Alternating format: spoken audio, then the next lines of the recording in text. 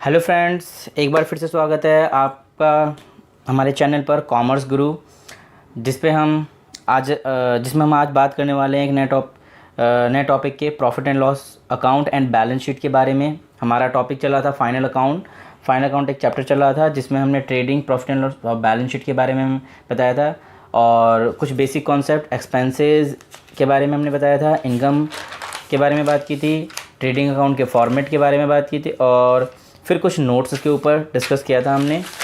ठीक है, कुछ नोट्स, तो उसी को कंटिन्यू करते हुए आगे हम बात करने वाले हैं। आज फाइनल अकाउंट के अगले स्टेप में हमने ट्रेडिंग अकाउंट के बाद बनाते हैं प्रॉफिट एंड लॉस अकाउंट। तो हम बात करने वाले हैं प्रॉफिट एंड लॉस अकाउंट के बारे में।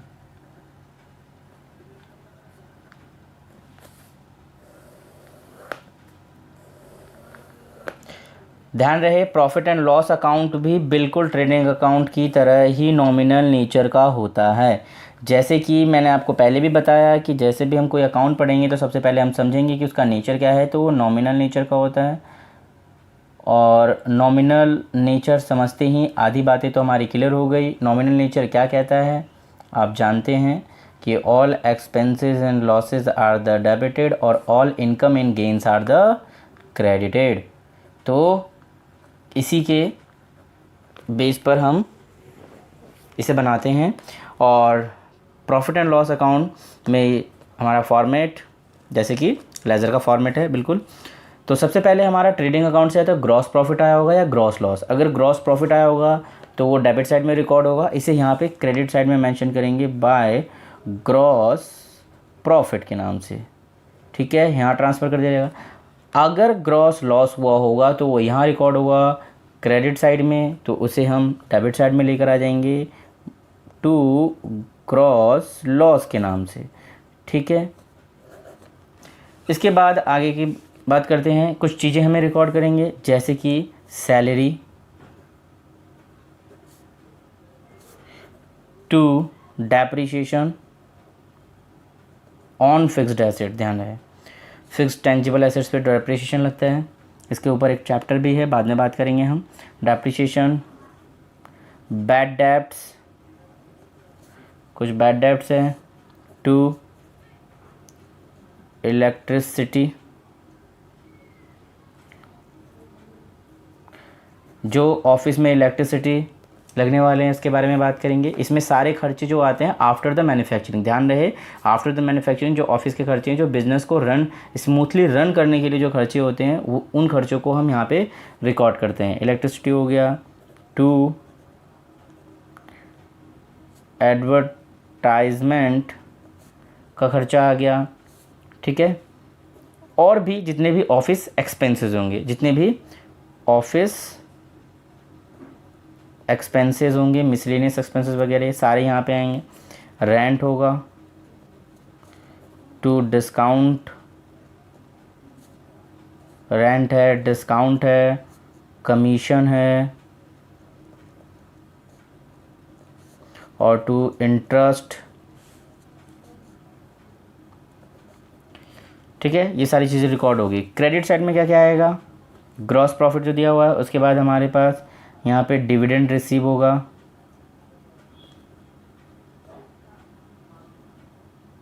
डिविडेंड रिसीव बाय, अगर हमें इंटरेस्ट रिसीव हुआ होगा, इंटरेस्ट बाय, रेंट हमें रिसीव हुआ होगा, ध्यान रहे, बाय कमीशन हमें रिसीव हुआ होगा,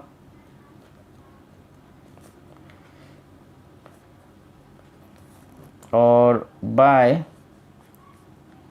डिस्काउंट रिसीव हुआ होगा। आप गौर कर रहे होंगे तो ये चार चीज़ें यहाँ भी है और यही चार चीज़ें यहाँ भी है। इसके बारे में हम बात करेंगे अभी फ़िलहाल के लिए। पहले इसे अकाउंट को क्लोज़ कर लेते हैं। फिर क्रेडिट साइड ज़्यादा और डेबिट साइड कम, तो टू, और भी बहुत सारे खर्चे हैं। अगर इसकी लिस्ट की बात करें तो बहुत लंबी लिस्ट है। मैंने मोटे मोटे तौर पे बताया कि जितने भी इनडायरेक्ट एक्सपेंसेस होंगे जो बिज़नेस को स्मूथली चलाने के लिए ऑफिस में किए जा रहे होंगे, उन सारे खर्चों को यहाँ रिकॉर्ड करते हैं। ठीक है, तो मैंने मोटे तौर पर कुछ चीज़ें लिखी है, ये सारी चीज़ें नहीं हैं, बहुत लंबी लिस्ट है इसकी। ठीक है, तो क्रेडिट साइड में अगर ज़्यादा है, डेबिट साइड कम, तो टू नेट प्रॉफिट होगा, और अगर डेबिट साइड ज़्यादा और क्रेडिट साइड कम तो बाय नेट लॉस होगा। दोनों में से एक ही होगा एक बार में, ठीक है। तो ये हमारा प्रॉफिट एंड लॉस अकाउंट का फॉर्मेट है। इसके ऊपर कुछ नोट के बारे में बात करते हैं, जो मैंने सर्कल लगाया है 4 चीज़ों के ऊपर, इसके बारे में बात करते हैं। ये नोट देखिए, अगर रेंट है, नॉर्मली रेंट, डिस्काउंट, कमीशन या इंटरेस्ट, अगर ये चारों चीज़ गिवन है और इन चारों के बारे में कोई भी इंफॉर्मेशन नहीं है कि ये क्या है, रिसीव्ड है, पेड है, कोई इन्फॉर्मेशन नहीं पता चल रहा, तो ये साइलेंट कंडीशन में प्रॉफिट एंड लॉस अकाउंट में डेबिट साइड में रिकॉर्ड कर दिया जाएगा। अगर ये साइलेंट कंडीशन में गिवन है, इनके बारे में कोई इन्फॉर्मेशन गिवन नहीं है, तो सिंपल ये प्रॉफिट एंड लॉस अकाउंट के डेबिट साइड में रिकॉर्ड कर दिया जाएगा। बट अगर इनके साथ कुछ इन्फॉर्मेशन जुड़ी हुई है, जैसे कि अगर ये गिवन है, गिवन इन ट्रायल बैलेंस, ये ट्रायल बैलेंस में गिवन है डेबिट साइड में, ध्यान रहे ये गिवन है ट्रायल बैलेंस के डेबिट साइड में, तो इसे रिकॉर्ड करेंगे हम प्रॉफिट एंड लॉस अकाउंट के, प्रॉफिट एंड लॉस अकाउंट के डेबिट साइड में, ध्यान रहे इस बात का। अगर ये गिवन है इन ट्रायल बैलेंस के क्रेडिट साइड में, तो इसे हम रिकॉर्ड करेंगे प्रॉफिट एंड लॉस अकाउंट के क्रेडिट साइड में। यानी कि अगर डेबिट साइड गिवन है ट्रायल बैलेंस के, तो डेबिट साइड में रिकॉर्ड करेंगे, क्रेडिट साइड में गिवन है ट्रायल बैलेंस के, तो प्रॉफिट एंड लॉस अकाउंट के भी क्रेडिट साइड में रिकॉर्ड करेंगे, ध्यान रहे। अगर इसके साथ जुड़ा हुआ है पेड या अलाउड,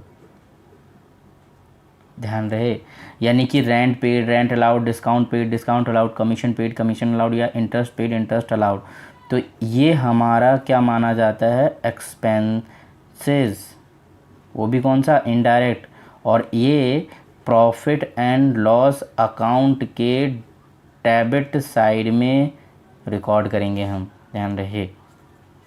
अगर इसके साथ जुड़ा हुआ है रिसीव्ड,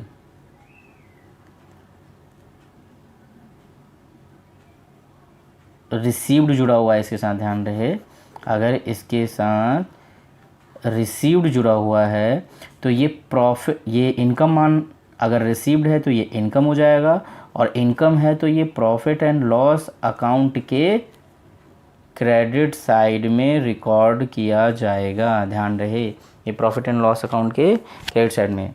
अगर इसके साथ जुड़ा हुआ है पेबल, ध्यान रहे, अगर इसके साथ पेबल जुड़ा हुआ है तो ये लाइबिलिटीज़ हो जाएगी, और ये बैलेंस शीट में लाइबिलिटी, लाइबिलिटी साइड आती है, ध्यान रहे, लाइबिलिटी साइड आ जाएगी, लाइबिलिटी साइड में इसे रिकॉर्ड कर देंगे, सिंपल। और अगर इसी तरीके से रिसीवेबल, जो बहुत कम चांसेस है, अगर रिसीवेबल हुआ तो सिंपल सी बात है कि रिसीवेबल हमारे लिए एसेट्स होता है, तो ये एसेट साइड में ट्रांसफ़र कर दिया जाएगा, सिंपल। एक बार व्यू देख लेते हैं कि अगर रेंट, डिस्काउंट, कमीशन और इंटरेस्ट गिवन है ट्रायल बैलेंस के डेबिट साइड, तो इसे प्रॉफिट एंड लॉस अकाउंट के डेबिट साइड में रिकॉर्ड करेंगे। क्रेडिट साइड गिवन है ट्रायल बैलेंस के, तो क्रेडिट साइड में रिकॉर्ड करेंगे। इन चारों के साथ अगर पेड या अलाउड जुड़ा हुआ है तो इसे प्रॉफिट एंड लॉस अकाउंट के डेबिट साइड लिखेंगे, और अगर इनके साथ रिसीव्ड जुड़ा हुआ है तो ये प्रॉफिट एंड लॉस अकाउंट के क्रेडिट साइड आ जाएगा। और अगर इसके साथ पेबल लगा हुआ है तो ये लाइबिलिटी मानी जाएगी, और बैलेंस शीट में लाइबिलिटी साइड में रिकॉर्ड करेंगे। अगर रिसीवेबल है तो इसे एसेट्स मान लेंगे और बैलेंस शीट के एसेट साइड में डाल देंगे, सिंपल। तो ये इसका फंडा है कि दोनों तरफ में ये क्यों रिकॉर्ड किया गया था, क्यों मैंने रिकॉर्ड किया था, इसका ये मीन है, समझ लेंगे आप। क्या है। आगे देखते हैं बैलेंस शीट के बारे में।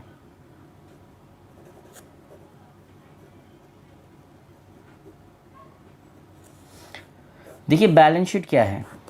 बैलेंस शीट एक स्टेटमेंट है, ध्यान रहे, जो बिजनेस के फाइनेंशियल पोजीशन के बारे में बताता है कि बिजनेस का फाइनेंशियल पोजीशन, फाइनेंशियल स्टेटस क्या है, इसके बारे में ये समझाता है, इसके बारे में ये जानकारी देता है। ध्यान रहे बैलेंस शीट इसका कोई फॉर्मेट नहीं, मतलब इसका कोई प्रोसीजर नहीं है कि आप पहले क्या रिकॉर्ड करेंगे और बाद में क्या। जैसे कि अगर कंपनी की बैलेंस शीट होती तो उसका प्रोसीजर है रिकॉर्ड करने का, बट यहाँ पे ऐसा नहीं है। यहाँ पे generally liabilities rupees, assets and rupees, ठीक है।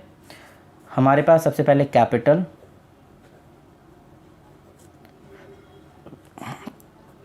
अगर नेट प्रॉफिट है तो इसे ऐड करेंगे,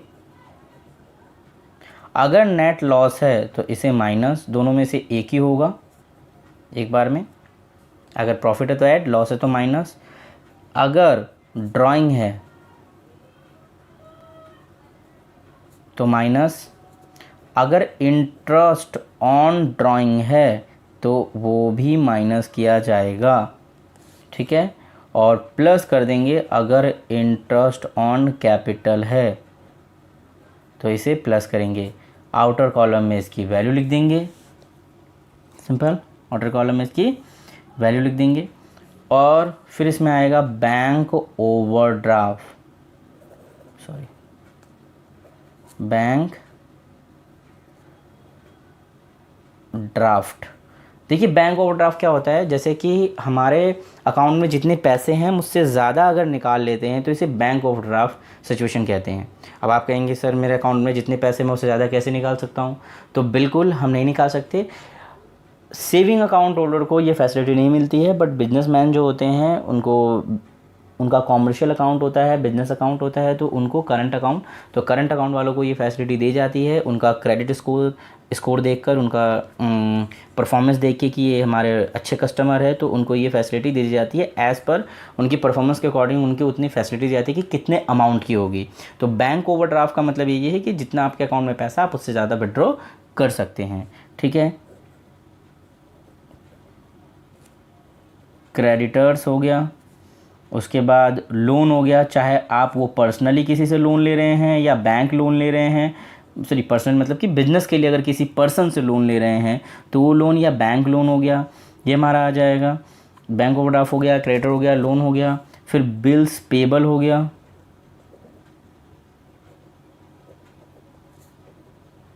बिल्स पेबल हमारा हो गया। आउटस्टैंडिंग एक्सपेंसेस, ध्यान रहे आउटस्टैंडिंग एक्सपेंसेस भी यहाँ पे रिकॉर्ड होगा। अब आउटस्टैंडिंग एक्सपेंसेस क्या होते हैं? आउटस्टैंडिंग एक्सपेंसेस वो एक्सपेंसेस होते हैं जिसका हमने बेनिफिट ले लिया है, मतलब उसकी सर्विस ले ली है या बेनिफिट ले लिया बट पेमेंट नहीं किया, तो वो आउटस्टैंडिंग एक्सपेंसेस होते हैं, वो भी हमारे लिए लायबिलिटी होती है। फिर एडवांस इनकम या इनकम रिसीव्ड इन एडवांस, ये भी हमारे लिए लायबिलिटी होती है, तो ये भी हमें लायबिलिटी साइड में रिकॉर्ड करनी होगी। ये सारी चीज़ें हमारी लायबिलिटी है, इसमें डालेंगे। एसेट साइड में आते हैं। एसेट साइड में जैसे कि लैंड, बिल्डिंग, देखिए लैंड बिल्डिंग मैं इसलिए अलग अलग दे रहा हूँ क्योंकि लैंड पे डेप्रिसिएशन नहीं लगता, बिल्डिंग पे डेप्रिसिएशन लगता है, तो अगर डेप्रिसिएशन होगा तो उसमें से घटा देंगे, है ना। फर्नीचर एंड फिक्चर,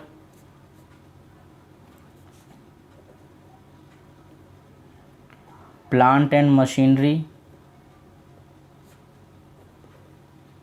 है ना। डेटर्स,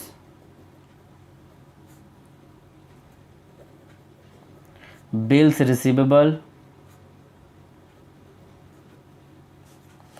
इसके बाद हमारे पास बिल्स रिसीवेबल आ गया। प्रीपेड एक्सपेंसेस,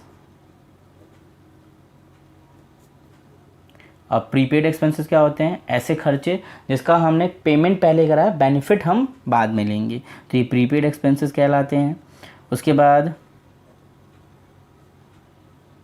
एक्रूड इनकम, यानी कि इनकम अर्न कर लिया बट रिसीव नहीं किया, तो एक्रूड इनकम हो गया।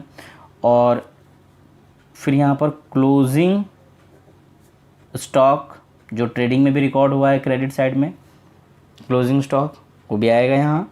और भी जो भी एसेट्स हैं वो सारे, यहाँ पे कोई सीक्वेंस का कोई मेन इंपॉर्टेंट नहीं है, इसलिए हम सीक्वेंस की ज़रूरी नहीं कि ध्यान रखें।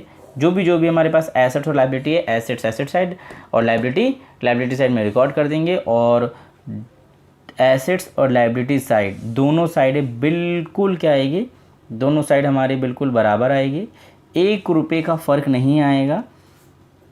ठीक है, अगर बैलेंस शीट मैच नहीं किया हमारा, अगर बैलेंस शीट बराबर नहीं आया एसेट्स और लाइबिलिटी साइड में, तो ये इसका मतलब है कि ये गलत है हमारा।